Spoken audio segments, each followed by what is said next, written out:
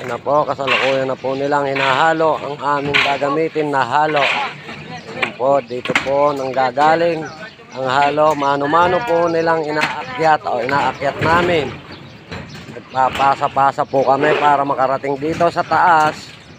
Ang ginagawa nilang halo, kaya anyan po kami naka linya-linya mula ibaba hanggang taas.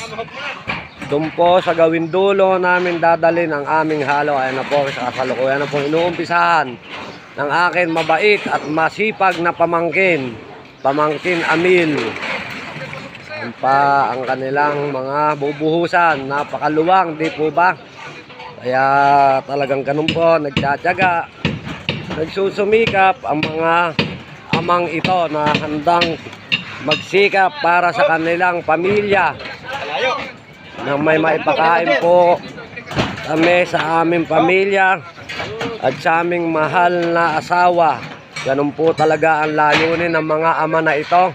Nagpupursige, nagsusumikap. Kaya maraming salamat sa mga taong nagpapagawa at magpapagawa pa. Malaking utang na loob namin sa inyong lahat. Pamilya Natalio again, Pamilya Andres, sila po ang nag-imbita o umaya sa amin dito para makapagtrabaho. Kaya halina kayo, tunghayan natin ang gawain ng mga amang matsatsaga para sa kanilang anak at higit sa lahat para sa aming mga mahal na asawang nag-iisa sa aming buhay.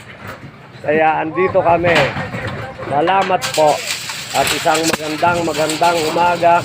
At andito pa ang aking pinakapoging pinsan, si Pinsan Alan Lumibaw, nagmula sa Barangay Santorden, Luwasan Street. Ayan po, salamat po uli sa inyong lahat ng mga manunod at manunod bang handang sumubaybay sa aking video vlog. Kayo po ang tunay na bida, instrumento lang po sa Ginoong Crisanto Apostol. Maraming salamat po sa inyong lahat. Nasa Pinas man kayo ay bayong dagat, kayo po ay aking binibigyan ng isang maraming salamat o papuri. Binibigay niyong tulong para sa aking video o vlog. Kayo po ang aking inspirasyon o nagpapalakas ng loob. Salamat po.